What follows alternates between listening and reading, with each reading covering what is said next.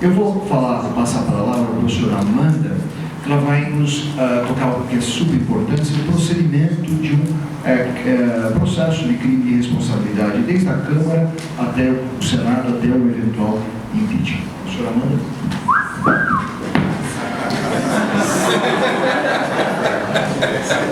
Tá gravado.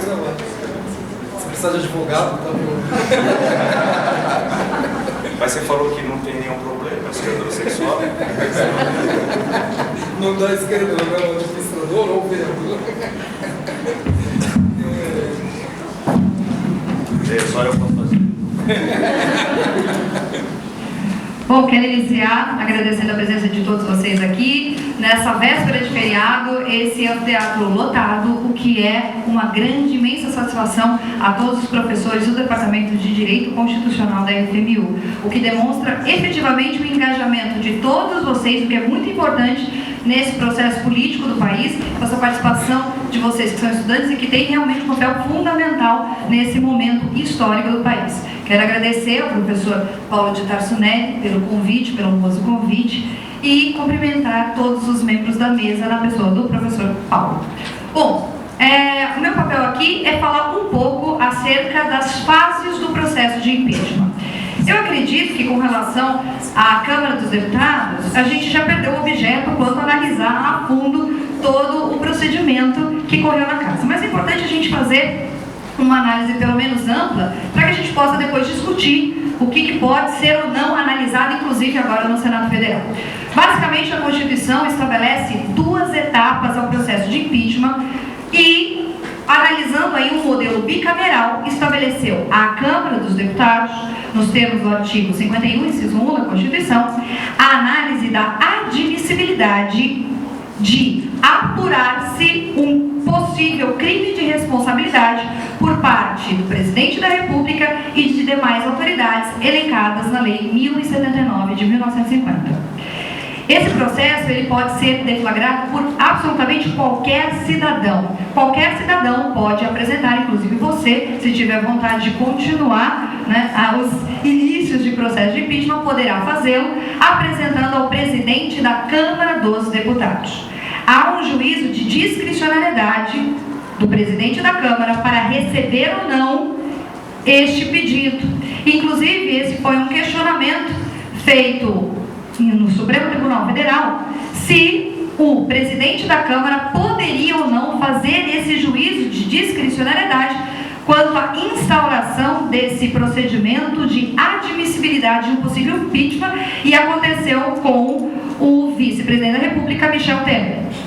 O que o Supremo Tribunal Federal disse é que o presidente da Câmara deveria instaurar o processo de impeachment em face do vice Michel Temer, e seria aí uma resposta de não discricionariedade. Inclusive o discurso do presidente foi que, então, neste caso, ele deveria instaurar também os 8 outros pedidos de impeachment em face do presidente da República. Então fica aí o questionamento se é ou não discricionário efetivamente. Bom, basicamente, a partir do momento em que se admite esse início de procedimento de admissibilidade do processo de impeachment, é constituída uma comissão especial, e todos os meus alunos sabem que esta comissão tem uma natureza de órgão da casa, e esta comissão, então, ela vai analisar se há ou não indícios suficientes, e isso fica muito claro no relatório que foi elaborado na comissão especial da Câmara dos Deputados, se há indícios suficientes para que a questão seja submetida ao plenário da Casa. É o plenário da Casa que vai decidir se haverá ou não admissibilidade de apuração. E é importante porque não é um juízo, neste momento, de condenação, de mérito. E isso foi muito debatido em todo o processo da Câmara. Não se está questionando se há ou não crime. Está se questionando se os representantes do povo, de forma indireta, concordam ou não que seja apurado eventual crime de responsabilidade. Então, a partir do momento em que a comissão especial elabora ali o seu parecer e vota pela submissão da questão ao plenário, Então, no plenário, por meio de 2/3 dos votos dos membros, o que a gente sabe muito bem qual era o número, né, que ficou muito conhecido, haveria então o prosseguimento do procedimento para fins de apurar crime de responsabilidade. Depois eu quero levantar a mesa, que me veio, eu não sei se a gente deve ampliar depois esse debate ou não, mas me veio a questão de que alguns votos ali poderiam ser considerados nulos. Por quê? Porque a partir do momento que eu falo sim ao impeachment, é a mesma coisa que eu perguntava assim, você quer ir, sei lá, comigo no restaurante? Aí eu falo assim, sim a dormir. Não respondeu a pergunta que foi feita, portanto, para mim, me parece que o voto é nulo. Mas depois a gente entra nessa questão. Bom, eu falei que não ia dizer, mas eu não aguento. Né? De qualquer forma, foi dado então o juízo de admissibilidade pela Câmara dos Deputados quanto à possibilidade, gente, atenção, é a possibilidade de instauração do processo. Não existe processo instaurado. Por esta razão, a presidente ainda não foi afastada. Então, a Câmara dos Deputados, o povo disse ao órgão que vai apurar e julgar eventualmente este crime de responsabilidade. Podem abrir se quiserem. O povo autorizou a apuração de eventual crime de responsabilidade. Então é encaminhada essa autorização para o presidente do Senado. O presidente do Senado faz a leitura desta admissão, desta autorização da Câmara dos Deputados perante os membros do Senado. E aí, nesta sessão, vai ser então, a princípio, nos termos do regimento interno do Senado, indicados membros da comissão especial no Senado. E muitos senadores, na data de ontem, invocaram o regimento interno para dizer, tem que indicar agora. Só que o presidente do Senado adotou uma outra postura, utilizou um dispositivo genérico do regimento para fins de possibilitar o prazo de 48 horas para a efetiva indicação dos membros que comporão a comissão especial. Então isso foi acordado por eles na hora e aqueles que quiseram já fizeram as suas indicações. Esta comissão especial, ela vai ser composta de 21 senadores, mais 21 suplentes, o que é equivalente a 1/4 dos membros do Senado Federal. Qual é a responsabilidade da comissão? Muito bem, os próximos passos. Na próxima segunda-feira, esta comissão vai ser votada, porque o que foi feito agora foi a indicação. E esta votação de admissão dos membros da comissão no Senado será feita pelo plenário do Senado Federal por meio dos votos da maioria simples dos senadores. E o que significa a maioria simples? Eu tenho que ter um quórum de instalação mínimo de maioria absoluta, o que no caso representa 41 senadores. Se eu tenho 41 senadores, instala-se a sessão na segunda-feira, e se eu tiver esse quórum mínimo, eu com 21 senadores consigo então aprovar os membros da comissão. Então quem aprova é o próprio órgão, é o próprio Senado Federal. Aprovados os nomes, então haverá a criação, a instalação desta comissão especial. Esta comissão especial então terá um presidente, e este presidente vai escolher quem será o relator. E o relator é realmente um posto agora, o cargo dentro da comissão mais visado, porque é ele que vai trazer as condições iniciais da admissibilidade ou não do início da deflagração do processo de impeachment em face ao presidente da República. Até então, não há defesa da presidente. Ela não tem espaço para apresentar absolutamente nenhuma consideração, porque ainda não existe processo instaurado.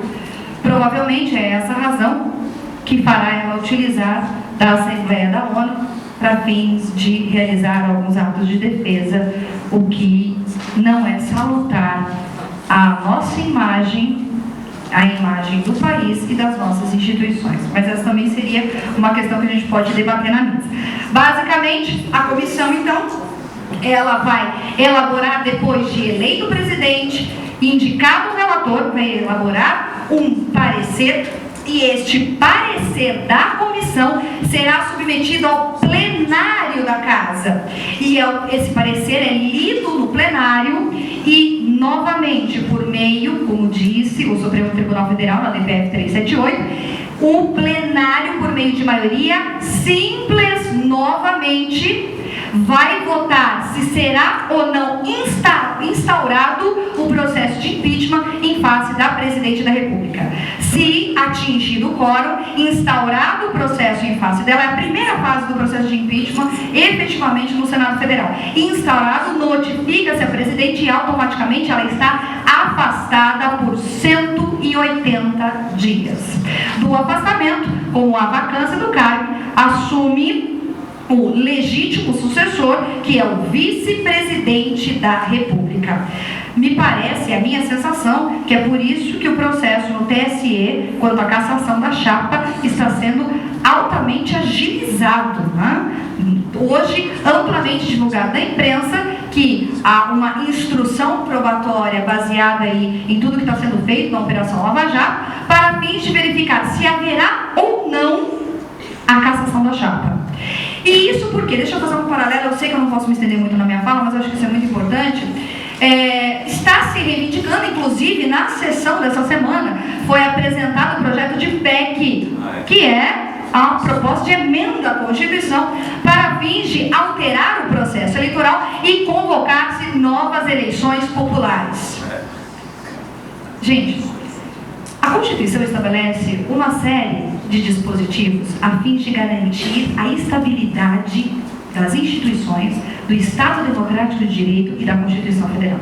É exatamente por isso que existem limitações circunstanciais na Constituição Federal previstas no artigo 60. A exemplo de Estado de Defesa, Estado de Sítio e Intervenção Federal. No momento que temos uma instabilidade institucional, não é a hora de mexer na Constituição.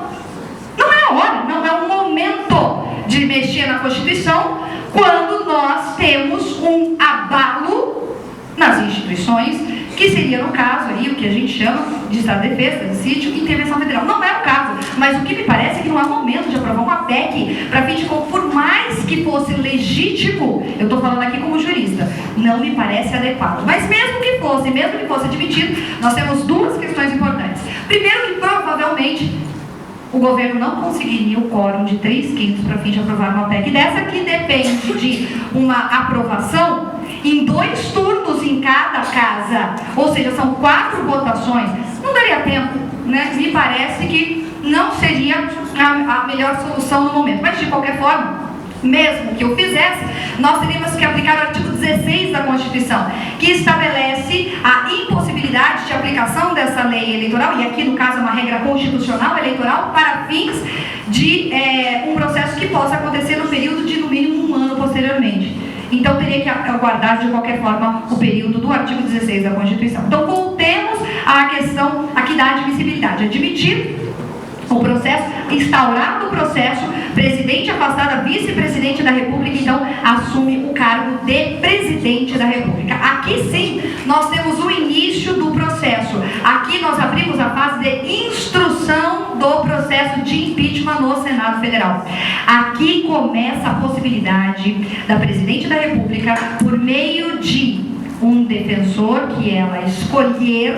Aqui no caso não será mais o AGU, porque é óbvio que o AGU não será mais o AGU, pelo menos não José Eduardo Cardoso, né? Se ela passou, provavelmente toda a equipe será alterada, então ela provavelmente constituirá, a gente não sabe se ele ou outro, alguém para defendê-la. Defendê-la onde? Na comissão especial.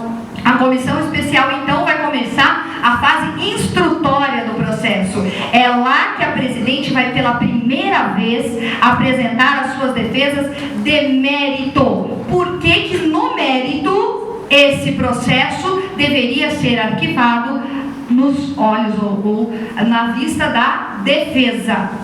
Bom, também será ouvido o denunciante, que no caso são os denunciantes, que também terão a oportunidade de falar perante a comissão. Feita toda a instrução, aí a segunda vez que a comissão vai deliberar, se ela acha procedente ou improcedente a submissão da questão ao plenário para fins de julgamento, baseado em tudo que foi colhido de prova. Se a comissão entende pela procedência, remete-se ao plenário. Se ela entende pela improcedência, o processo não é remetido para o Senado. Agora, o professor Eduardo Tuma, que não está prestando atenção, provavelmente vai concordar comigo, que a gente já tinha falado sobre essa questão. Gostou, né? Por quê? Porque este parecer da comissão especial é um parecer terminativo. Para que ele seja meramente opinativo, a gente tem que ir contra o que estabelece o regimento interno do Senado. Então, como esse parecer, é um parecer terminativo, ele pode até ser posteriormente submetido ao plenário, mas por meio de recurso de 1/10 dos membros. Me parece que é isso que o regimento diz. Mas eu não sei também se esse seria o entendimento adotado, porque me parece que seria radical se a comissão falar não e isso não ser submetido ao plenário. De qualquer forma, submetido ao plenário, segundo a votação do plenário. Qual que é o quórum? 2/3? Não! O quórum novamente de maioria simples. Então só haverá um momento que o quórum será de 2/3, na efetiva eventual condenação da presidente por crime de responsabilidade. E se o plenário, por meio de maioria simples, admite, aí sim a terceira fase de julgamento. Esse relatório é encaminhado para o presidente do Supremo Tribunal Federal, ministro Lewandowski, e ele vai designar dia para fins de julgamento.